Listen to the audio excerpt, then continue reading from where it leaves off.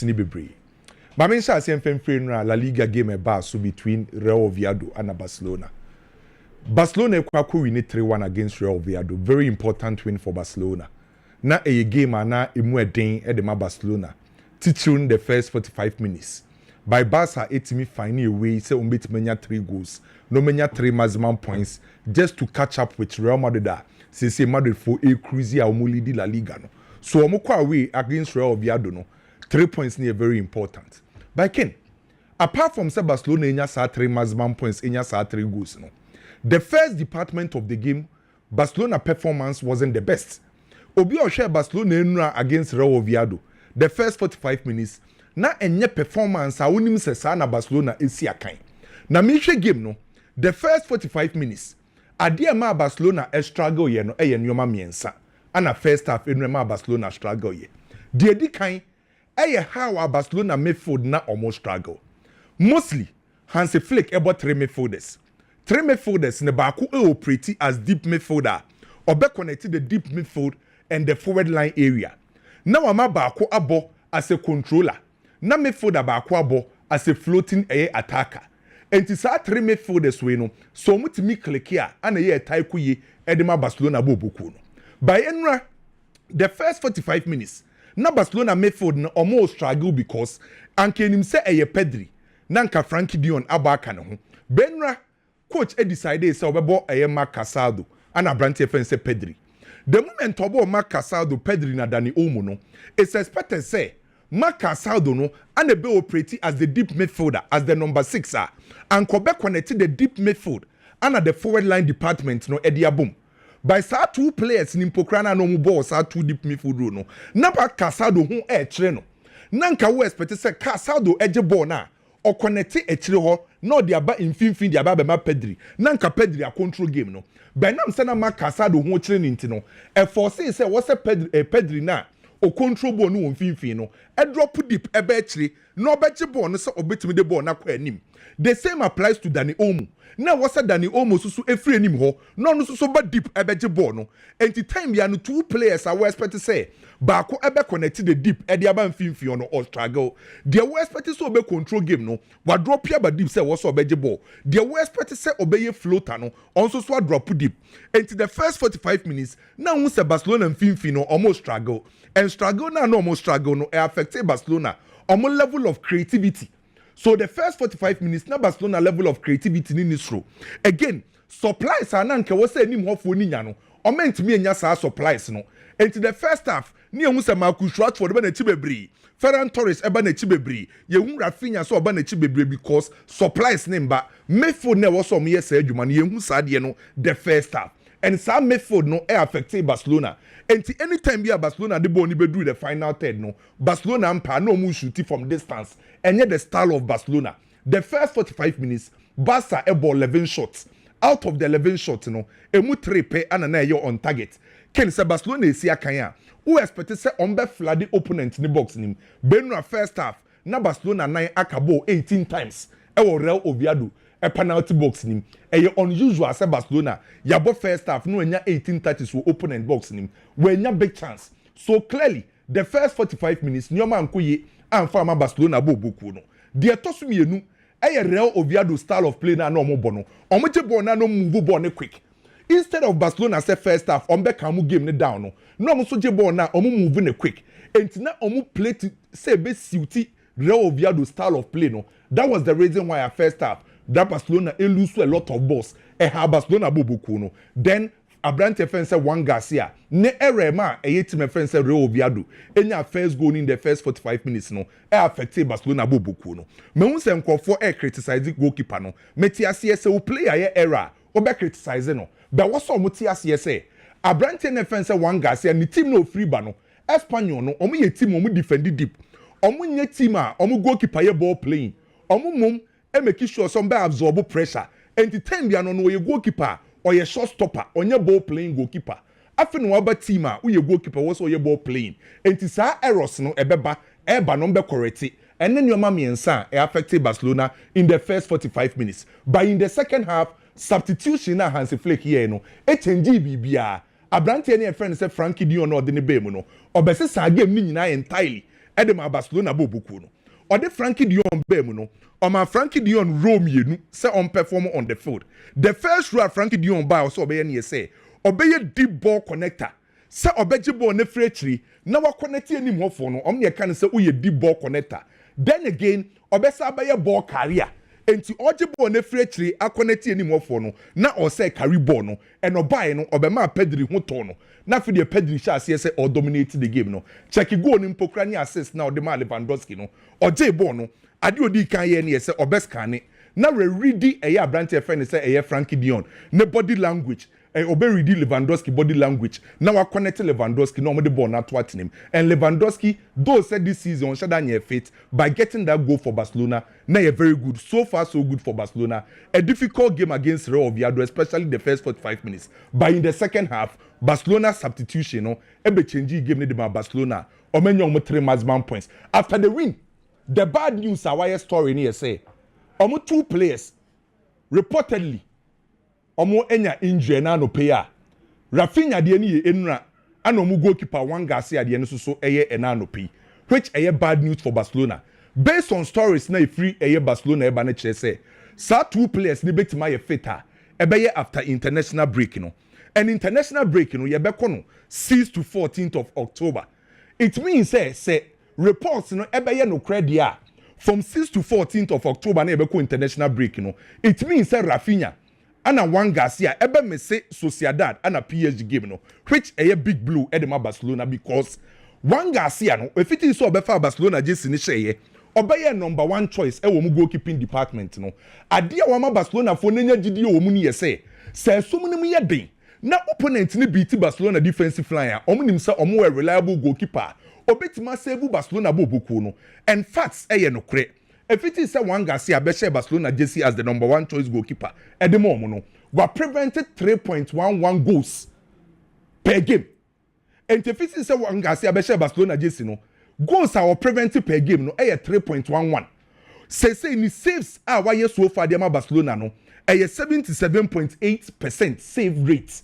It means that among Barcelona goalkeepers almost say no the ultimate preventive goals one Garcia and say ubebo game against Sociedad against PSG na a reliable goalkeeper a proper shot stopper obe mesena a big blow and me no mienu nim say Raphinha so see a player ba kwa in big games ultimate deliver enti e hope say report na say official announcement ne beba no na nkwanko ye injury a betima affect Barcelona bobuku no enti wey e report kakra free Barcelona eba ken ene ukọ Germany susu a another game e wo ho ye di Bayern ho nkomo achepa yi Bayern ebo against Werder Bremen okata weni ano eye game a e was Bayern e win straight up Werder Bremen nye boboku a to me obeko Allianz Arena akwa ha Bayern boboku no because I watch check obia current performance e the Bundesliga Bayern aye ne 4 out of 4 games a Bayern na bo e wo Bundesliga no we win ni nyina Werder Bremen aye ka na asem ye share Bundesliga national we win just one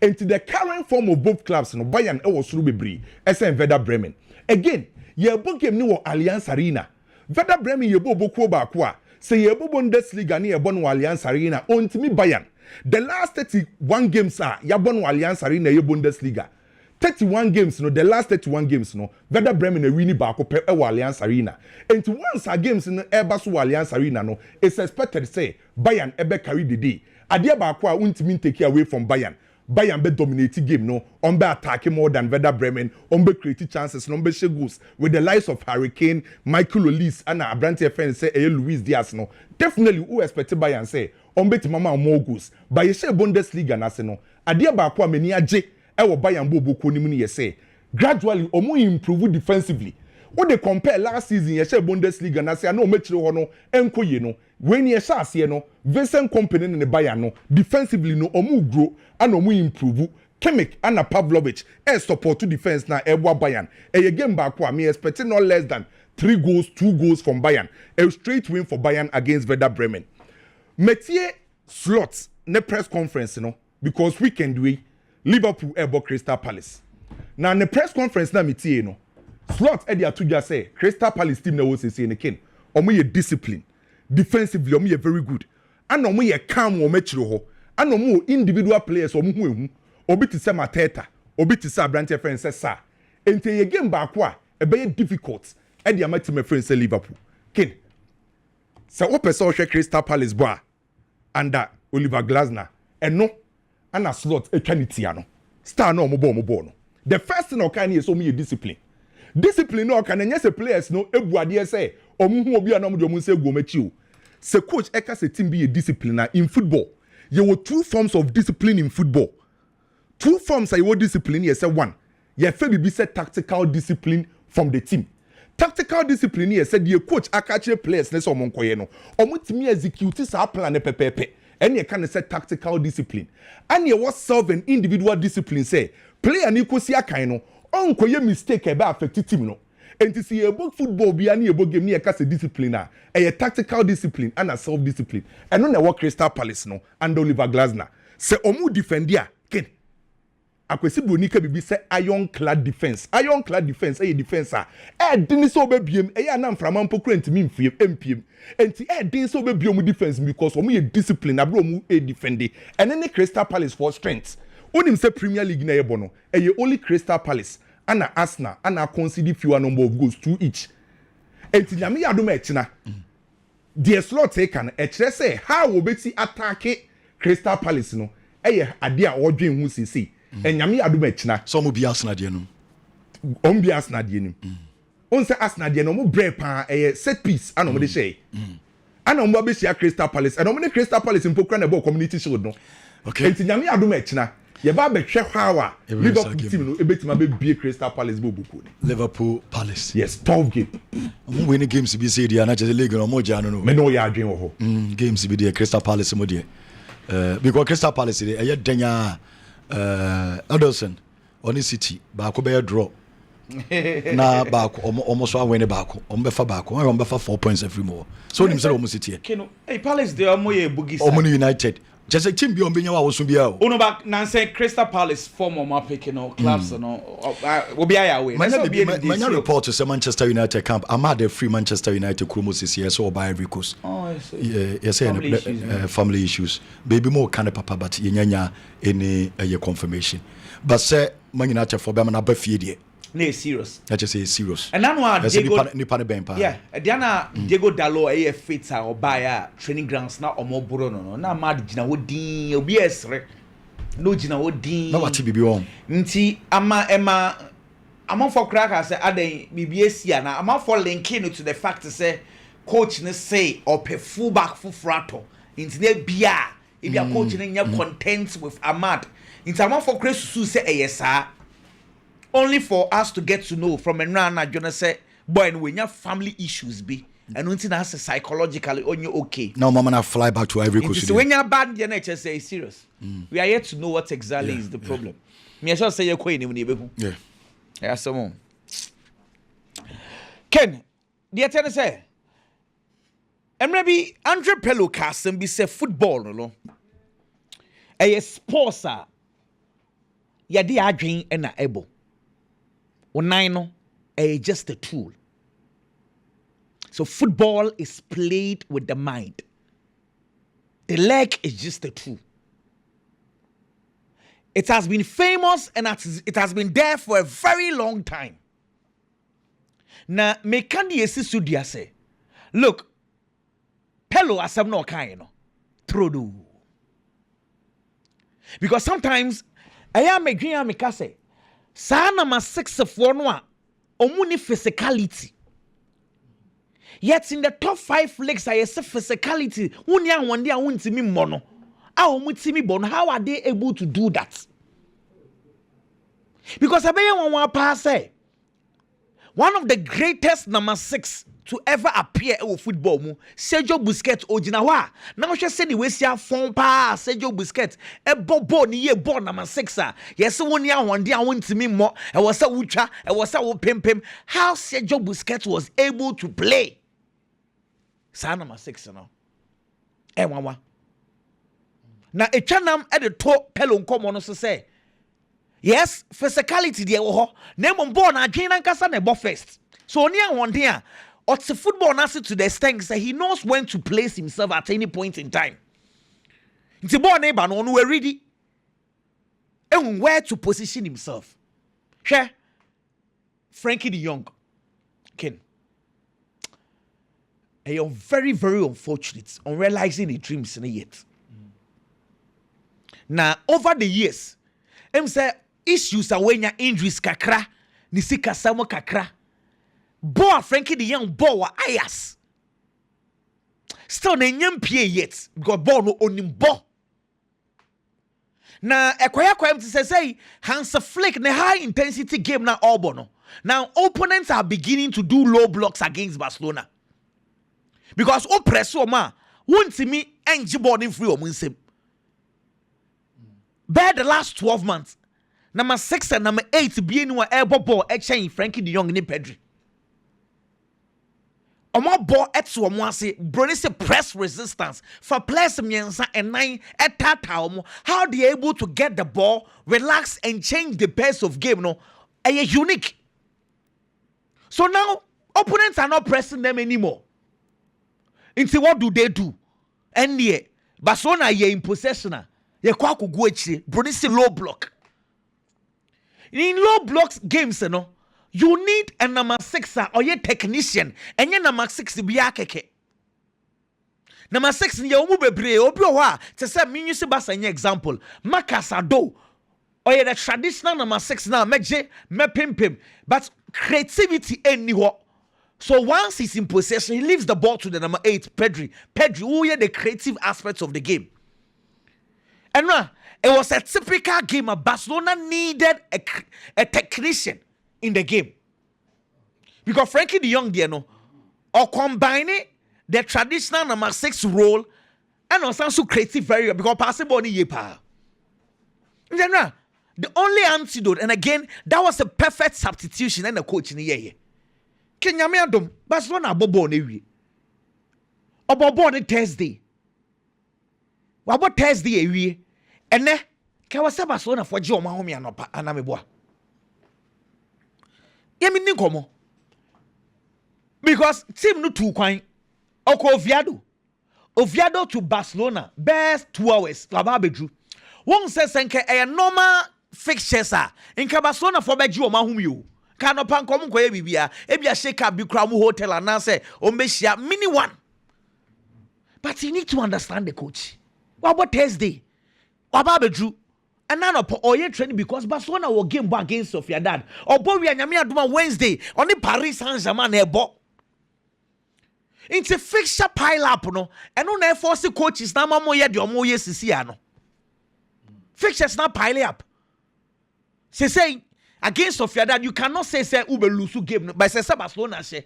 And our crucial game on Wednesday against Paris Saint-Germain. Internet training, no.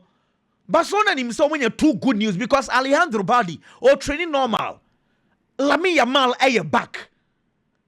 Almost started training na Raphinha ewo gym wo. Me enra jo boy no me yini free mo no. Story about na say when you use the word slight. Almost slight hamstring be. So I felt okay be 2 or 3 days. Interno permit so what gym na me so one year. Ebia or me say Sociedad game no cry, Paris Saint-Germain game no bebo. And one Garcia so pra. Into 2 players in, 2 players out. Lamine, Alejandro Badiaba. Juan Garcia, Raphinha out. Fixtures no sana eba. And in Pamocha Busan for yen yen to say. Normal seasons no players no one panier. Ebu a pains o prekra no person one panier ball. Because say a season na obetimi a recover. Season way a unique season because World Cup eba into player bia prioritizing World Cup no ahead of those normal games. Into okas obe one panya on tias you. Because a drew no miss World Cup na ebe affect because players want to play at the World Cup. Into injuries ne de ye benya ni bebre kwa. Say oti pains kakra na okase option bi ho Konako Pani or tell Becca said Dabi. I'm not going to do it. It's very unfortunate. Me no can say I was saying Kenya PAG Barcelona. A very tough game. You quite enjoy. But unfortunately, PAG for Dembele in your fit. Desaido in your fit. Marquinhos in your fit. Ruben Neves in your fit. Maybe we might not enjoy the game, but it is what it is. I'm sorry for Hans Flick situation at the Abano. No. Here can. Yes, pride comes before fall. Pride comes before fall. What trophies be normally it blinds you. What problem? You what the aquatic trophy? Then the pride comes in and tells you, so, oh, the uncle for can I because some problem and Kaiden a major trophy. Wow, taya would chika you are when you said tie at it. I can't not tie pie. But what cover the beer into because a quiet tie when you need an ameboa pride. Look, one of the greatest miracles see what we are saying. Hey, Chelsea, Okoje Club World Cup. Sa Chelsea defense now, or the Kwaje World Cup miraculously one consider goal against Paris Saint-Germain. No, Chelsea defense since last year, it has been begging for an experienced centre half, any a quality goalkeeper, and miraculously, Chelsea didn't name one Kwaje Club World Cup. Ken, supporters former players and central forward sporting directors no one Chelsea AG Club World Cup no dey we be okay yento any dey be room Wesley Fofana. How many of us don't know this? Okay, conclusion say no ni pra no akwa. Let me give you something. Okay, I say Wesley Fofana Chelsea for air fan no no call USA kwa medicals. And Okobaye in 2 months. And Oko 2 months. Oko bear over close to 3 months injured. And Okobaye, he's been mixing games left, right, center. 3 years in year. Wesley Fofana, I may say 113 games. Tio, 3 years in year. Wesley Fofana, he has made Chelsea games. Mako 113. Mr. John Stones, a year injury prone. But in the same period, John Stones, I may say 57 games. It tells you how are this boy, injury was. It is a year team preparations. Now feel say Wesley Fofana or quality. Into coach, should use him. I'm sorry, you are not helping the coach. A pianist says say you can say Tosin Adarabia yo wepra. Levi Cowell wepra. Wesley Fofana out, but he has said here, or also you out for a long time.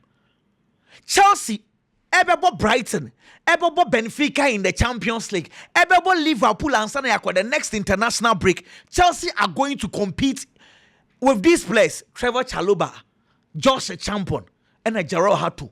Chelsea centre back. So, how are you going to do this? Nyamia Dum say Chelsea ko lose. Why now? Oko blame you? Are you going to blame the coach for this? It's sad because I'm just wondering, say, how are Chelsea going to cope with Liverpool's attack? Say, Drew on a Chelsea ball Liverpool. Now, are they just a champion? A very, very unfortunate situation. And again, Cole Palmer is also out.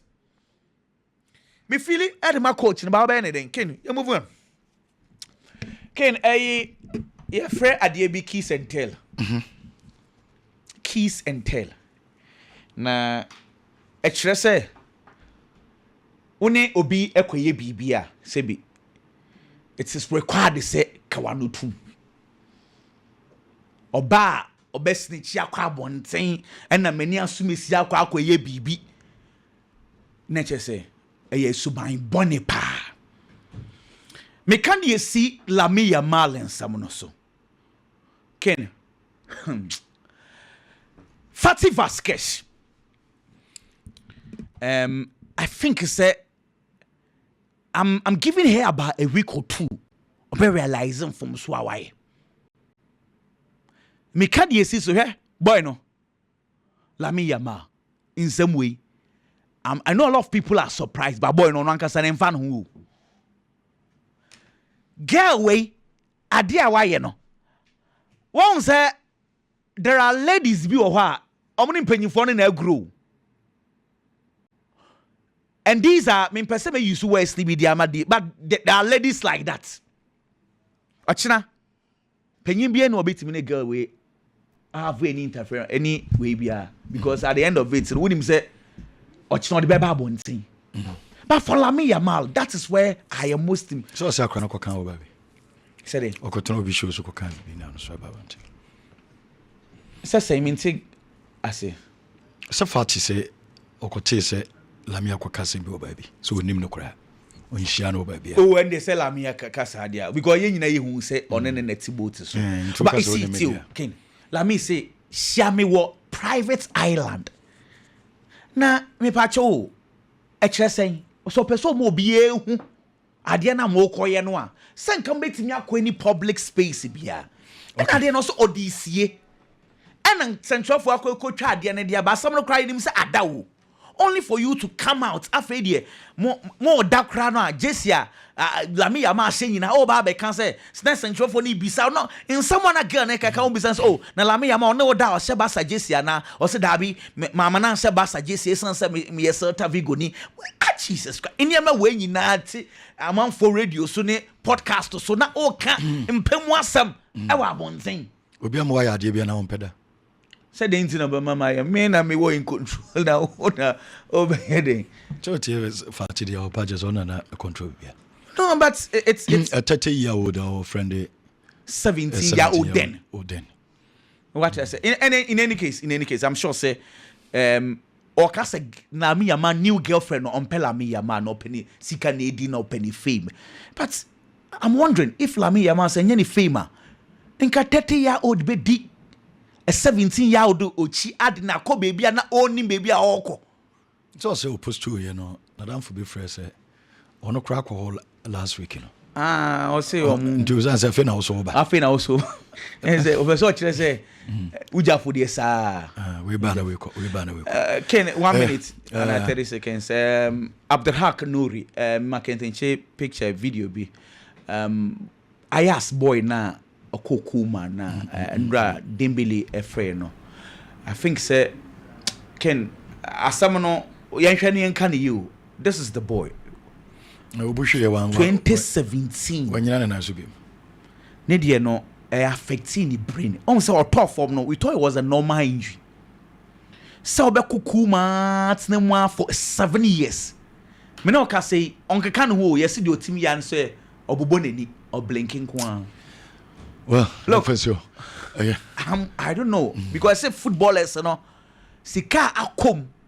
still almost ne pa players ne pa Mbappe Dembele kra just me because it's in terms of cash there and I don't know how they will be able to do it into what odin on yehwe on kan ho yes from this day out of from say from we Ayas versus for 7 years on kekan o hwe odin but Dembele ne kasa not ni nua no on ni brother but on the other ho yes we are bibia ohu an no aboni nani na odi communicate that's all nothing goes on when na some dey won 7 years ni na on kai ba kono dey na oye F1 driver no ono so da so ho bege ese iska moment omoko ya yanko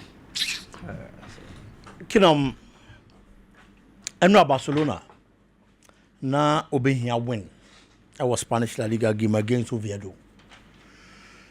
Barca ebo no anko asna ye mu be expected. But adia minim se team kese eye say on a day of performance na enyempo no they tried their possible best. So we for the 3 maximum points. And that was exactly what Barcelona did. Players are not Barca any better almost some best pay up Barcelona. In the absence of Robert Lewandowski, sort of bench. Now on start here. Oba expect say Ferran Torres ebe my performance I'll be to me adi one dance and wadi home komo. Yesterday Ferran Torres was poor. The Barcelona attack starting game was way too poor. Raphinha was poor. Marcus Rashford was poor. Dani Olmo was poor. Casado was poor. Etuomo no mo be gina anymore na Barca any better almost no. No mo ntimi more as expected them from Barcelona boko no. But there were other players who were team anymore. Omo performance na eso ani eboaye e ma Barcelona nya omo win.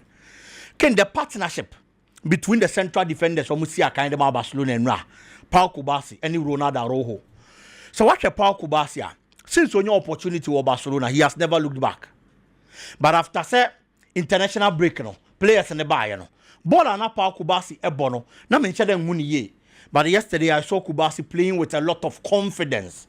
Ade ba kwa Kubasi ni me pa and it's from back and I said from deep.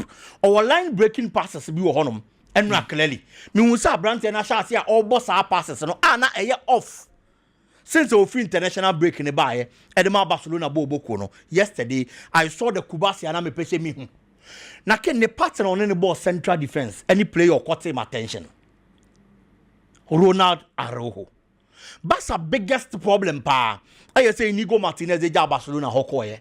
Almost struggle so mubenyo obia, omo be genedi. Na central defense on them. What me a control back line de Barcelona. And now the performance of Ronald Araujo was a captain's performance and he led by example. Ewo Parker also. Defensively, he was very solid for the Barcelona team. A Juma as a defender here, Edman the team. Stop say what's all you were children Edman the team. And throughout the 90 solid minutes, there was nobody. Ultimate dribble pass a player friend say Ronaldo Araujo. It didn't happen. Ewo Barcelona game anymore. The most experienced player, Edema Oviedo. Ewo anymore honum Solomon Rondon. Whoever knows Rondon, Ebeka Chere say, on that kind of striker, Meka say no, you're the best during his A days. But at least over a lot of experience and some players, no. So we jainwa. Bibia betimi asi wo game anymore. Araujo made sure say Obo put the brakes on a player friend say Solomon Rondon. Oh yeah, no ni wie ye ewo achire honum no. He made sure say abra na Barcelona ho achire no. Barca da form by 1-0. Na Barca be hia so obeteka. Na empo wakwa play the match winner na ken.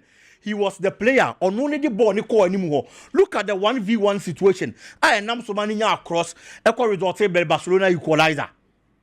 And the kind of performance are ordained and run after defensive duties or making sure so be call anymore honum. Now I sign to akwa ball and the Barcelona forward line players because on one no more there anymore honum no. In the Barcelona game, no when you're ready and now some of us step it up normal your game no and one Juma the Barcelona Boboko no. Ubehu Arahu ewo. Owie eno after Barcelona got the second goal ono signed the match winner no Edema Barcelona go na ebu Real Oviedo for them because the third goal he scored after eno before the third goal na Oviedo for the few say 2-1 there you bet me about into the game ni apple results e wo game ni mu there steps up Araujo again ekonya 3-1 Edema Barca Boboko na ebu Oviedo for na be mo mu se be adu ne de omo ye hwea enye ye because 3-1 there Barca ntena ho ma bamba metete na yem fam pon game no so the kind of performance he gave Ken I was very happy about it because he's a player na nipa do na wogidie wonimu but at a point the performance ne call from it is against Oviedo. That is very true. But in the absence of Inigo Martinez, now when you play your captain's armband, no best stepping up the kind of performance. Araujo stepping up Edema Barca Noa. And you need just some deba. They can say Obeto with this kind of performance. And Mebo Abrante and Abaso for the master class he gave yesterday against Real Oviedo. Ken coach, our coach Arsenal Boboko no. Mikel Arteta kasana in semina wakano. Or say Neniaje. Se Saliba decided so betena Arsenal Boboko nim. Now on any players no do na di nkoma. It looks like some boys ni nyina ready so mo betena. And I say mu do na. Ken Obi anu are serious. Ken boys ni serious. Omonye serious. Madrid for so monyo madjo so mo discabele. Ayi ye fe Saliba. Madrid no mo person be ko tueska. Omo pay free. Team bia Madrid aya na adwen so be tuesika dia ma no. Se anya Barcelona on for player. Obetuma fa player ko Ken Arsenal player Saliba se Madrid for the mo 1800 ne yede 100 million ko so mo per Saliba ngade because mo pen free Ken unti no man contract remra na wie Arsenal be mo ya we say o mo nshedam pe so nko mo pe wa just say enti ma hu so ya bo say Arsenal say ba bi o madu no unti me form player ma hu so keka bebre Ken die enti ama tete kasa and die enti akwan bi so me ne ya adwene okay no ene say Nemum de bia meka sa asem bia besi wo wiase bia te sekwen e wo two sides. Ateta wa sudie so be keep players no enye just no keke. Nemum why the guys are ready to stay with him now? E ya de baako anase mienu. First of all, a lot of the players from Arsenal Boboko nim sisi ano. They feel highly indebted to coach Efenise Mikel Arteta. With no disrespect to the players. Mamin for bit say Saliba ye di ne ho nkomonye example. Saliba joined Arsenal in 2019. Sa 2019 na Arteta ba Arsenal. But Arteta ba na Saliba Cologne. O Cologne a couple of times.